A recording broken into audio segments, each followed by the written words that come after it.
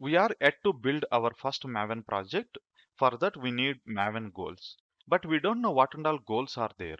We can go and check it out what and all goals are there. But usually Maven goals are defined in the build lifecycle format. If I go and search for Maven build lifecycle, you can see the first link is talking about the introduction to the build lifecycle. Maven goals are set in the build lifecycle format. So we need to choose the right goals to build our project. If you want to understand the build lifecycle, it's just like our goals are divided into the three different build life cycles. One is default, another one is clean, and another one is site. So there are three built-in build life cycles: the default, clean, and site. Some of the important goals are displayed over here. And if you want to see what are the goals are available in the each build life cycle or each phase, you can click on this life cycle reference. Let me open in the new window. And if you go here, you can see life cycle references. This is the clean life cycle, this is the default life cycle, and another one is site life cycle. Okay, I'm just going to discuss about some of the important or quite commonly used goals among these life cycles. Let's go and have a look of those. So these are the quite commonly are important goals which we use in the Maven. That is clean. Okay, this is the goal which helps us to remove all the files generated by the previous build. Let's assume that we are building the same code again and again.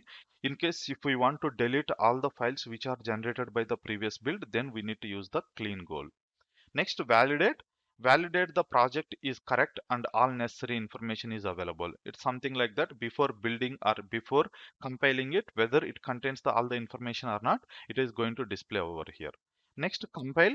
We are going to compile the source code. It is going to compile only source code, not the test code. To compile the test code, we have the test compile. So in case if we want to compile the test code, we need to use this goal. Next, test. To test the source code, whatever test cases we have written for this application, those are tested in the test phase or test goal. Next one is package. It takes the compiled code and package it into its distributed formats such as jar. So it takes the code and it is going to package it. Next, verify. Run any checks to verify the package is valid and meets the quality criteria. Whatever package we generated over here, it is going to verify that one. Next, install. Install the package into the local repository. We talk about local repository when we are working with Maven on Linux system.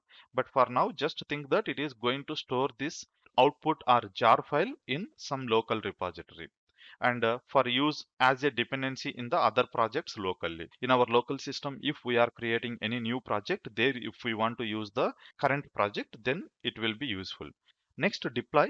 Copies the final package to the remote repository for sharing with the other projects or other developers.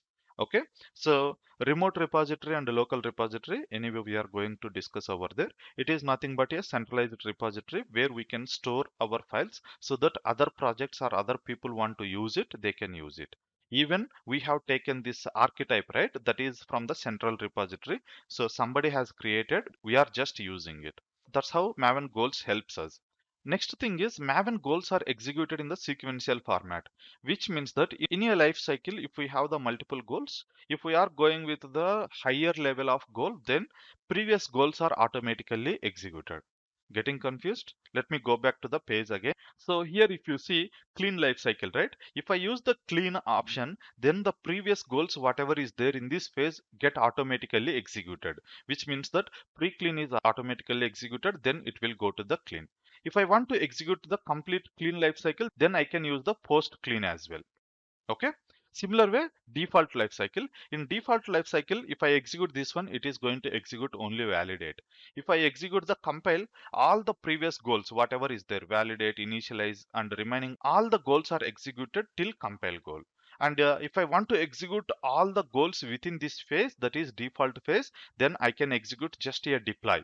Okay. In this, if I use the clean and in this, if I use the deploy, it means that I'm using these two goals as well as all these goals. Okay, that is how it works. Next, The site lifecycle, usually we don't use this one. This is for the documentation purpose. In case if we want to create some documentation about our project, we use the site lifecycle.